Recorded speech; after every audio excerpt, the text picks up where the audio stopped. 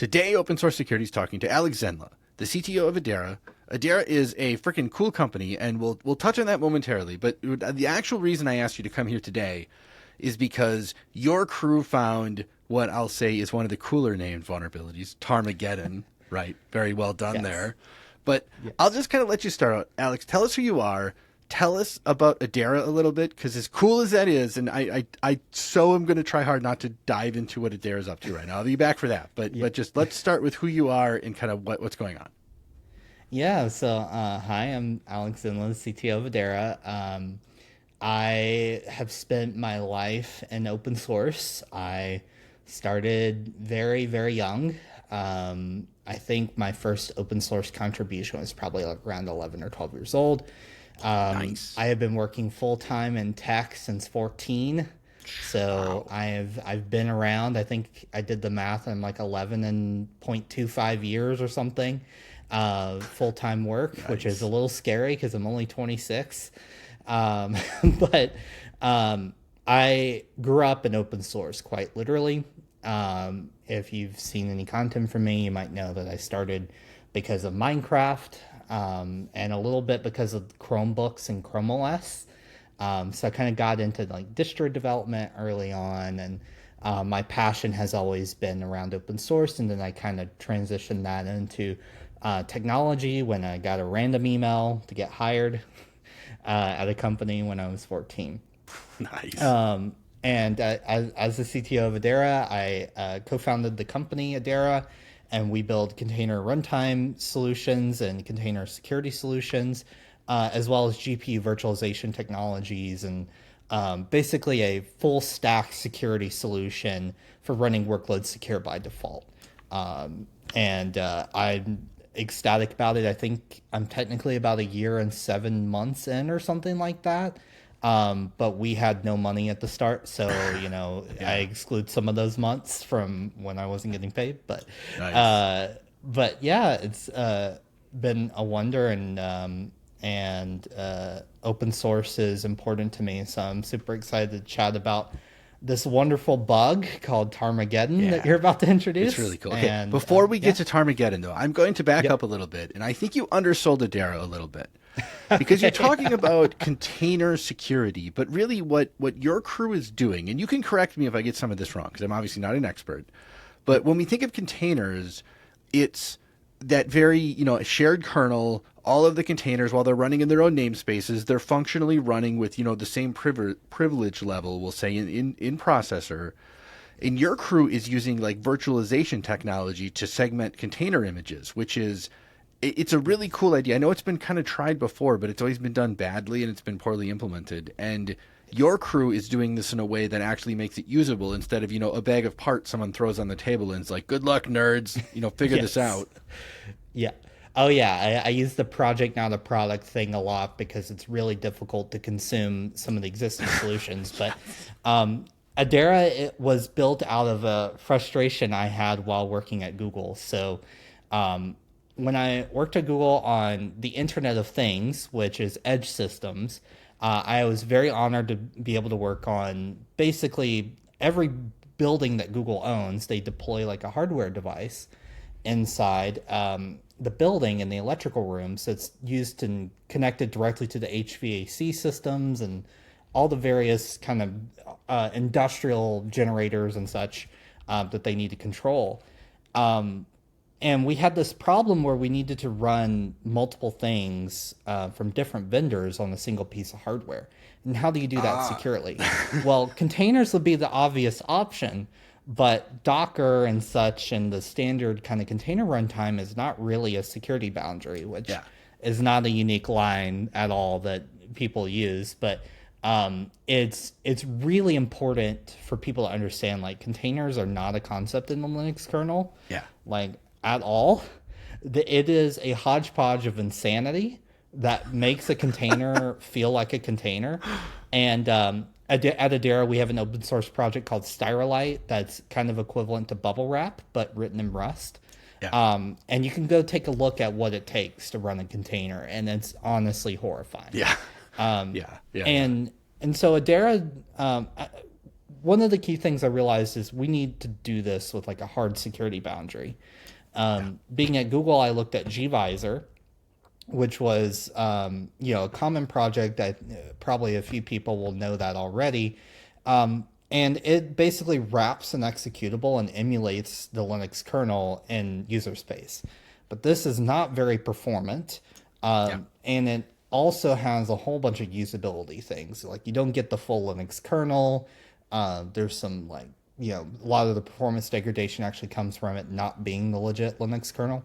And a whole host of other problems. And then you have Kata containers, which kind of was an Intel open source project to pioneer using KVM to isolate containers. But the fact is that A, gvisor not being performant, and B, Kata requires hardware virtualization, and not every machine you run on has hardware virtualization. If you get an EC2 instance, unless you're paying big bucks for the .metal instances, you don't have hardware virtualization. And we wanted to build something different, so I, in my free time being relative, right, while at Google, started working on this project called Krata, which turned into effectively a rewrite of parts of the Zen hypervisor in Rust. So that Zen is a hypervisor that some people may know. It kind of was the first to pioneer standard hypervisor techniques and existed prior to hardware virtualization existing. So Edera's technology is all about isolating containers into actual security boundaries using this concept that we call zones. Anyway, I can go very deep into this, but we'll have you come back. Yeah, I definitely. This is awesome. Back to it. Yes, I'm loving it. Oh man, I want to go. I want to jump into this. We're not gonna today. I want to talk about TARmageddon. TARmageddon is more timely, and the name is awesome. So tell us what TARmageddon is, Alex. Well, to tell you about it, I feel like I have to tell you how I found it good. Yes, we actually in our publications about this have not talked about how we found it very much. So this is somewhat of an exclusive. I think there's maybe a comment out there from me explaining it, but so we were working on GPU virtualization technology late into the night. A colleague of mine, Steven, on the Edera team, were working, I think it was literally like 1 a.m., and we were working together on pulling an NVIDIA container image to test out the performance of our GPU virtualization. And it failed. And we're like, what is going on here? And then I started investigating. And I'm like, wait, it's supposed to be extracting like the OCI like combination tar. Basically what gets output when you do Docker image save. If you've ever run that command, that's the input that should have been being processed. But when it extracted it, our product was extracting that container image. It started extracting NVIDIA like dynamic libraries and stuff. But that tar file should have only contained other tar files. Right. And immediately I was like, what is happening? And I honestly didn't believe my eyes at first because I was like so confused. And then it occurred to me, oh, the other tar files inside of this tar file are being extracted, but we only requested to extract the root of the tar. So something has gone majorly wrong. And then it clicked, oh no, this is a bad day. Right. So let's talk about the bug a little bit and what it is. So there's this library out there that everyone uses for asynchronous tar parsing in Rust called Tokyo Tar. And Tokyo Tar is a project that is actually a fork of another project called Async Tar, which is also kind of a fork / like, I guess, rework of another library called Tar in Rust. And That was the library that we're using to extract this tar file that we're processing for pulling down this container image. And what we determined was going on after pulling our hair out, going like, why is this failing? And I'll get into the failure mode in a moment. We realized that, oh, it's reading the tar file wrong. And for those that don't know, the tar format is extremely old. Yes. If I'm not mistaken, it originates from Unix itself. Yeah. And it has various iterations. One thing that's important to know is that the original tar format is not a binary format per se. It is an ASCII encoded format. So you can basically, run cat on it and it doesn't screw up your terminal. That's how I usually describe whether or not it's a binary file or not. But that was the original format. And then on top of that, all these other formats got built on top of it. And the branches are so complicated and the timing is so weird, it would be impossible for me I'd have to draw a diagram to show you like what the format forks are. But basically there's a few different formats. One of them is the GNU format. One of them is called UStar. And then the other is kind of PAX, or the POSIX kind of tar format. And what was happening is that this specific NVIDIA container image we were pulling happened to have very large files. And the tar format can only support 4 gigabytes, I believe, of a single file. And if it needs to have a file larger than that, then it has to represent it using the PAX format. Well, the library we were using did not properly handle the PAX format. Specifically, the PAX size field was not being read properly. And the way that PAX works is if the PAX field is filled out, then the original size is set to 0 on that file. Right. And what happened is when that file that was large was being processed by this library we were consuming, it was not advancing in past the file content when scanning the file because the size was 0 and it didn't know about this PAX size. And then it started looking for the next tar header. And the next tar header was inside of the file that it was processing itself. Right. And so it started extracting that file as part of that root tar. And this is terrifying for a whole bunch of reasons. One of them is that you can craft a tar file to be processed by this library that specifically looks like it's okay when validated using the tar command. Right. But when extracted by this library, behaves entirely differently. And you can even do things, because tar files are not like a zip file. When you have a zip file, it has a central directory header. And that basically tells it all of the files in that zip file. With a tar file, it just basically scans over the tar file and looks for an entry. And then if it finds that entry, then it can extract that file. Right. It doesn't have a central place to look it up. Well, because it's a tape, right? Yes, it's a tape archive. Yeah, I forgot to mention this, but it's literally called tar because it's a tape archive. It's not supposed to be fully scanned like a zip file. And I'm sure I don't need to tell this audience this, but tar files are like the most common archive format these days for Linux and Unix systems. Sadly. All your binaries and source code are generally packaged in tar files. So this bug effectively made it possible to craft a tar file that, when extracted, could extract a file ahead of the other file that looks valid and put a malicious file in there. So you could extract a tar file with the tar command and it looks okay, and maybe even the go tar, like any tools that might monitor container images can go look at that.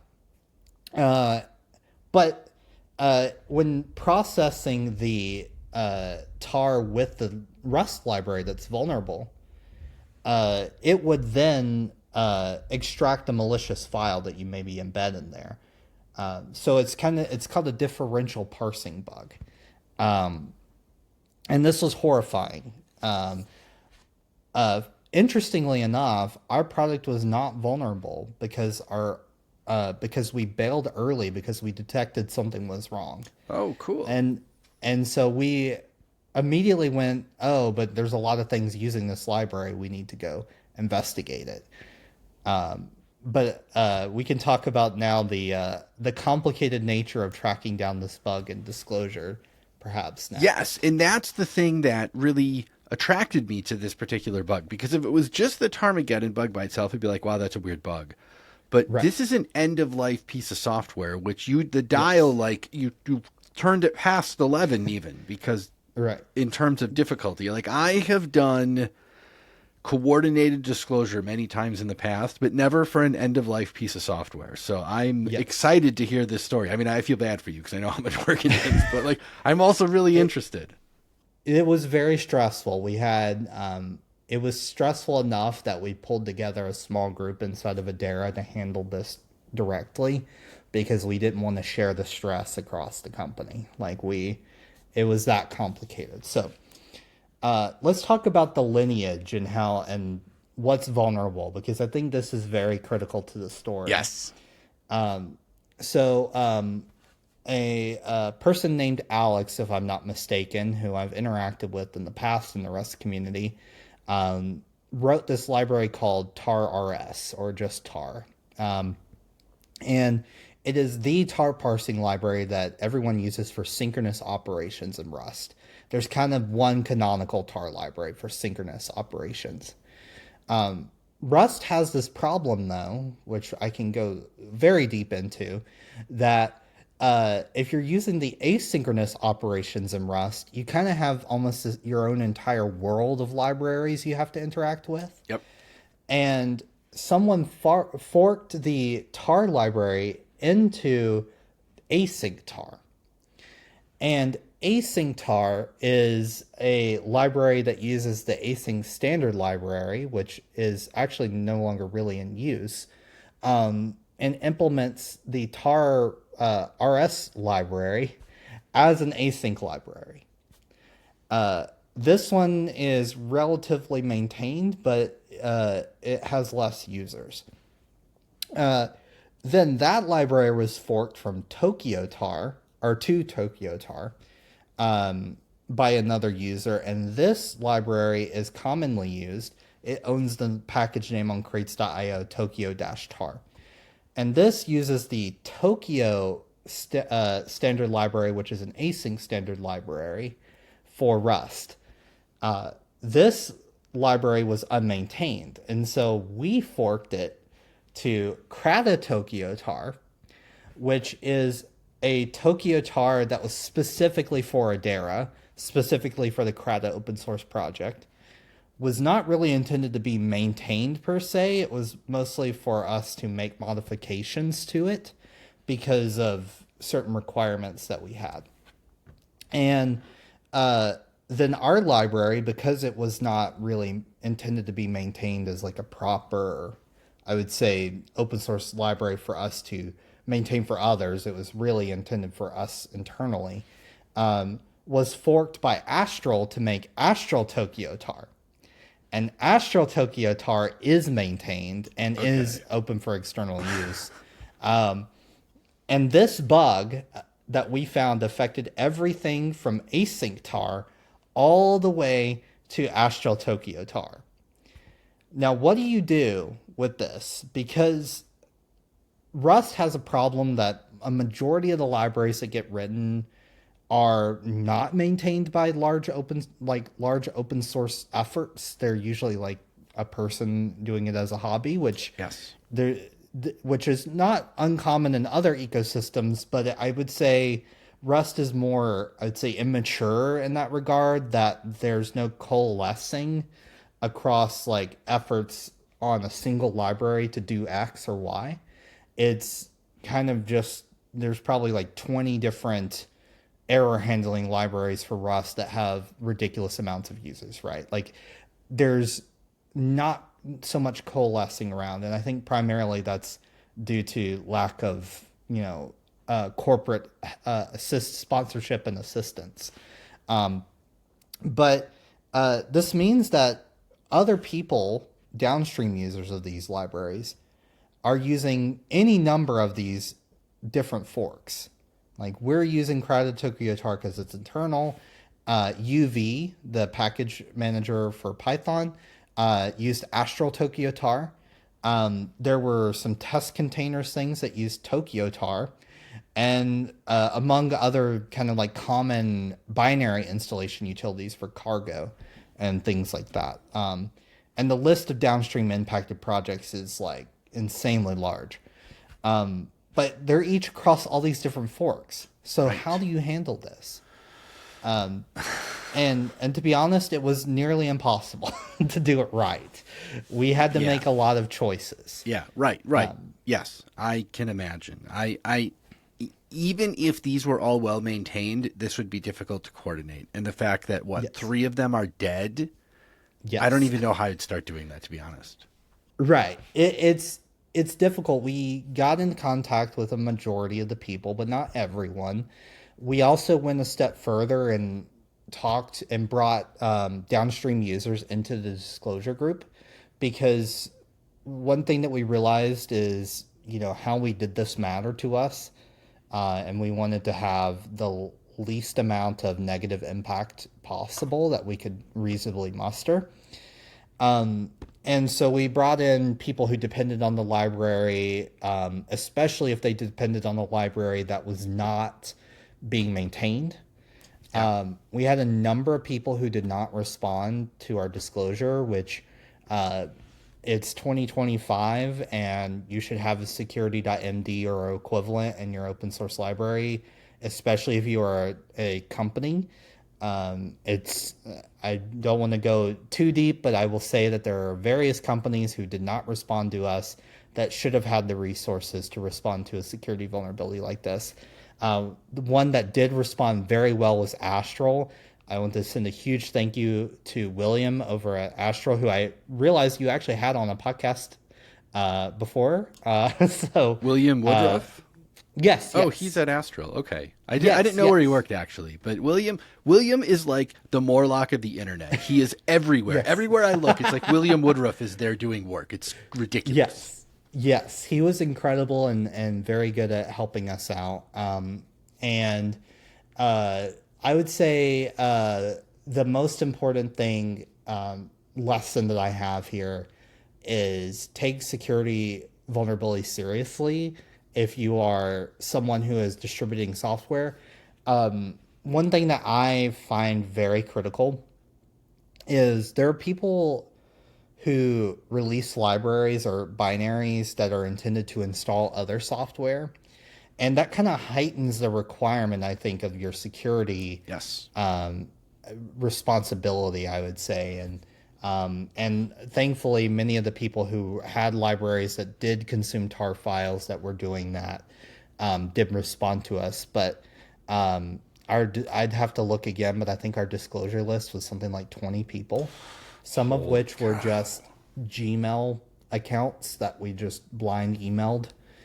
And I'll never forget the day that Anne, my colleague Anne, who helped do most of the coordination here as kind of the lead on this, she sent out so many security@edera.dev emails that my inbox was just flooding because we were contacting so many people. Nice.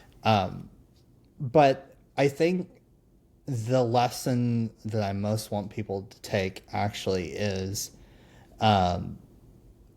it's okay to fork libraries. Like, there's nothing wrong with that. But we as an ecosystem, and Rust in particular, could do a lot better about coalescing around libraries, and that includes Edera.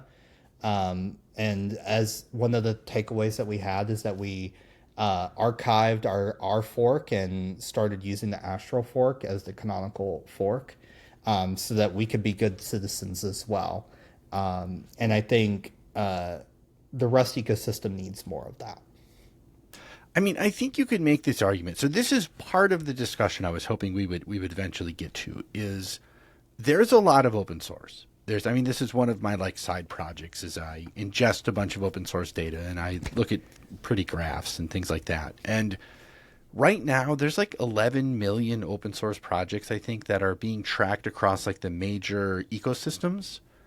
Yeah. And then if you break that out into versions, you end up in hundreds of millions, right? Because everything has multiple versions and things like that. And Right. like this is one of the challenges, I think, and I don't have a good answer for this, but it's like there are libraries that do many things. There are a lot of libraries that are functionally dead, which, I mean, this is what you were literally dealing with, is you have this like weird chain of libraries. There are things using the dead libraries that are also dead, right? There are instances where the like developer is literally dead because like we're humans, and there's all these like weird problems and intricate issues. And I think it's easy to say we should coalesce on libraries, right? But I mean, the reason we have this ridiculous diversity is because someone didn't like some other library for some reason. It could be a million things, right? I mean, there's goodness knows in this universe we live in of open source, it could be like, I don't like the logo, I'm going to fork it, versus, they won't add my patch. And I think like this is one of the challenges we're going to see happening more and more often is there are an enormous number of dead projects. And like, what do we do as security people when we have to deal with it? It's like, you're the first example I know of that has actually had to do this at scale. Yes, I will. So I had a little bit of a laugh when you said that we're human, because I think one of the takeaways that I've always had in open source is pretty much everything that happens in the open source world is just people problems. Yes. Yes. I could name 1,000 different instances, but I'll elide those for now. But I think, we collectively as an open source world and ecosystem struggle with the people problem very heavily. And there's a whole bunch of reasons. I mean, there's probably, nerds aren't naturally great people. I'd say many of us got involved in open source because there weren't a lot of other people to talk to. Exactly. I mean, same me as well. And I retreated into open source in some way from the world. And, I think that is a huge problem. And open source and forks and everything tends to come from two different things. One is not wanting to communicate with the maintainer, because honestly, there is sort of a bit of a boundary or like a barrier of communication, I think, when it comes to using someone's open source library, particularly if they are a hobbyist, and you don't want to come off as, especially if you're working for a company. Like I deal with this a lot where, we're Edera, a company that's VC backed, and it looks scary to people when I want to go and like get involved in their open source project if they're a hobbyist, right? And I try to be as good of a citizen as I possibly can, and that includes sponsorship, that includes, contributing. But we collectively, I think, have a problem where we are willing to kind of write our own thing. And I have blog posts coming out soon about the topic of why building an island is not ideal. You have to build bridges. And this happens a lot in open source, where people build a really cool thing in an island and then don't build the bridge in order to consume it. So it's a collective problem that I would be lying if I said I had any solutions for. But I think, my motto personally has always been, if you're a good person and do the right thing in the open source community, then at least that can get you somewhere. But when it comes to this fork situation, I mean, there's a number of problems. One is, people naturally have situations in life where they may not respond for a certain amount of time. And generally, especially if you're a company, it's kind of a do now kind of culture, right? You're not expected to be blocked on someone who doesn't work for a company that you're a part of. So I think that becomes a real challenge. And I would assume that there's a certain number of forks that occur out in the open source ecosystem where that is the case. And then I think there's a certain amount where, there's just, I would say, drive-by consumption of a library. Like what happened to us with the Crowded Tokyo Tar is we didn't really intend for that library to be consumed by others, but we didn't necessarily make it as explicit as we should have had. And that complicated things because we were getting pull requests and we weren't responding because we weren't making super clear that like this isn't intended for other people, this is for us. So that is another component, is like people consuming your library that you aren't intending on signaling that like I'm going to support this library. I had a discussion with Marina Moore, our research scientist who's at Edera, who is part of CNCF tag security. And one of the things that I'm realizing is there needs to be better indication of how someone intends to support a project. So if I am, if I have a GitHub repository with some code in it, that doesn't mean that I'm, here to support, other people's contributions, or that I have the time to do so. And some way of indicating that would be super great, I think, in improving the situation. And because there's a lot of maintainers out there, co-founder of Edera, Ariadne Connell, who famously writes things that you are using right now that you don't even know, probably, like PackageConf and libucontext, and worked on the APK. And if you use any of ChainGuard stuff, she wrote all the technology behind that. For anyone listening, like the XKCD comic, that's like the one open source developer in Nebraska, that was Ariadne. Like, legit. literally it is her. And I'm very lucky to be able to work with her and have co-founded Edera with her. And she's constantly working outside of work hours on open source projects. Recently, Wayback, if you're familiar with Linux, she built Wayback as kind of a I like to joke that she likes to build things out of spite. Like she's like, this thing sucks, so I'm going to build something out of spite. That's basically what happened with Wayback. And she creates these really cool things, but she's taking on that burden and she's willing to do that. And she's signaled that from her past contributions to the world. She arguably created a multi-billion-dollar industry with what ChainGuard's doing. Yes, for sure.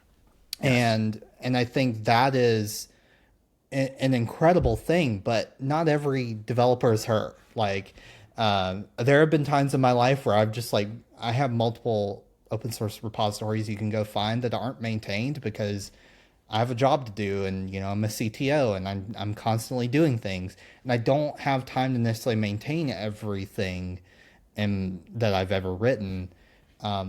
So that's a huge contributing factor, I think, is like we have no collective language to talk about how we care about and support our own code.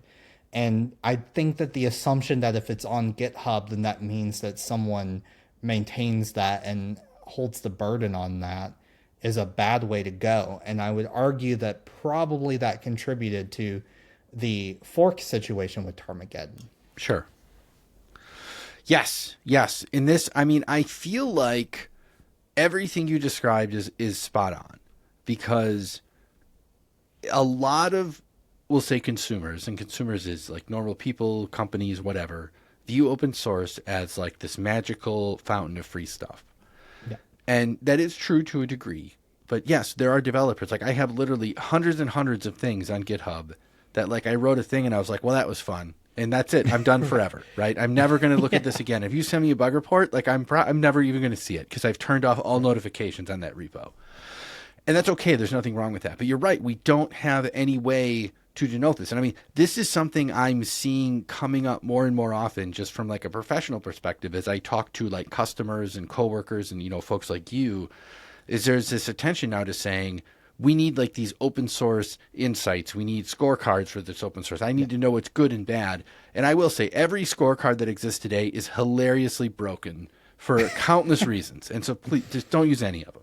But it is a legitimate question. Like if I look at a project and it hasn't been touched in 7 years, like that is a dead project, right? Like, but there is a ton of infrastructure running on projects that haven't been touched in 7 years. Yes. Well, you know, I think the intuition of a lot of people is then to go fork that project and maintain it and things like that. And that can be good.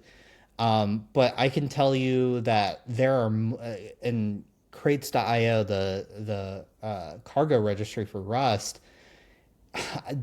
there are many libraries that get pulled into the average dependency tree that haven't been updated in 5 years. Yep, I know. It's slightly terrifying, but okay, I want to stop you for one moment and clarify. This isn't a Rust problem. Every ecosystem has this problem. Rust just feels easier to identify for whatever reason. I don't know why that is, but yes.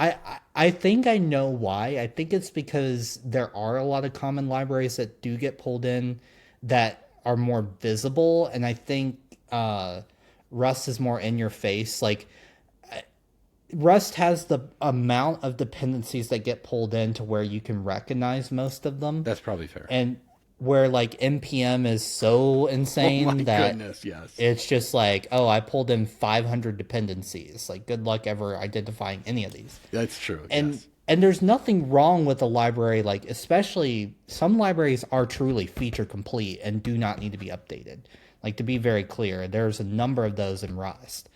And so project age isn't necessarily an indicator of quality or anything like that, especially in Rust, where there are some libraries that are like not security sensitive or just very simple libraries. But it is a recurring problem in every ecosystem. I'm just more aware of it because of Rust. And we did some, when we first built Edera, one of our big concerns was we're going to build this, you know, really complex thing. And how do we trust the Rust ecosystem? Like, do we need to trust the provenance of, or are we able to trust the provenance of everything that goes in? So I built like a little tool called Verified Dep, which is not open source, but it was kind of just a tool for me to analyze our dependencies. And I found that I think it was like 5% of all of our dependencies were built off of a tag that was not pushed to GitHub. And some did not have GitHub repositories attached. Some were hosted on had Git repository information that was out of date. And, you know, this is a problem everywhere, but it's just more analyzable, I think, with Rust. Yeah, for sure. Because I can tell you now, I have done some of this analysis on other ecosystems, and it is, everywhere you look, it's just burning tires. It doesn't matter what direction you look in, which is... Now, here's the question I want to end this conversation on, because we're kind of running ourselves out of time, and this is a really cool bug. And so it's easy to say, like, all this stuff is broken, yet society functions, right? Like, I'm going to pay my bills tomorrow with a web browser from my home. Like, I'm always torn over this. As a security person, I look at some of this stuff, and I'm like, this is ridiculous. But then also at the same time, I'm like, yet society is working. So like, I don't know how to draw that line. Like this is like that whole, like, you have two wolves inside of you. Well, mine are arguing about this. And like, I don't know what to do. Yeah, recently we had a discussion internally at Edera about confidential computing, which, if you know anything about it, is basically just like hardware encrypted enclaves and these things. And we were joking about how, like, there's people who really care about confidential computing, but then the majority of the security is like, you know, you're just deploying a really large, you know, Debian 8 image with out-of-date everything into this encrypted environment. So that's how I feel about security in the world today in a lot of ways. one of the reasons why we built Edera is because we were frustrated with the state of security, and we also felt that like the burden should not be large to solving these problems. And the security should be easy, basically, not a very complex, like, there's this whole CV ecosystem is one of those things where if I try to explain it to my dad that knows nothing, he's going to be like, you are absolutely nuts. And Yes. he doesn't care, he's logging into his bank to check his balance or whatever, and everything's just fine, despite that being built on a massive insecurity, as he mentioned. There is no great solution, and I would be lying if I didn't say that I'm part of the security ecosystem, and I think both of us are. We're part of the industry, Yes. so Yes. it matters to us because it is the problem that we solve, and I will say, like, open source is one of those things where you have to give a lot of leeway because it is just people, doing their best, honestly, and sometimes just playing around. I mean, I can't tell you, I used to mod Minecraft, and the insecurity around the Minecraft modding systems are insane. Unbelievable. And Yes. like Discord token stealing is probably super common in there still. Like the nature of the world is that it's insecure. But I care about the problem because I don't want other people to care. Like, I don't want my father to have to care about the security, but I also want him to know that because we care about this problem, like you and I, that they don't have to worry as much. So it's somewhat of me wanting to take on that burden that I care about security, but it is a complicated topic that there is no great answer for. But I hope that as an industry, we legitimately care about it as much as we can because someone has to. But I think we can't give and shovel problems to other people, developers or users. We have to shovel solutions out to people. Yes. And we are very bad about it as an industry. There are multiple products you can go buy today that will tell you 9 million different problems that you have in your security at your at your company or whatever. But I want to be and build the things that don't do that. I want to solve problems for people, and not have people think about it. Yes. Yes. I love that ending. And I think you bring up a very good point that I forget about sometimes, and I think is very related to this, is right now in a lot of security things, especially all this open source madness we just talked about, it's a lot of heroic feats that are keeping the lights on. And by building new technologies, things like the work you are doing right now, this is creating basically like systemic solutions to systemic problems instead of needing heroic efforts every time. And that is really what we need. So yes. All right. I feel a little better. All right, Alex, this has been an absolute treat. I'm really excited to have you back to talk about Edera. Like, it took everything in me not to dive in that hole, but this was awesome. I definitely can. Yeah, good. But this was great. I mean, thank you for the work. Like, TARmageddon, great name, great research. Well done. But yeah, it's been fun. Thanks. Awesome. Thank you so much. I appreciate it. Thanks for having me.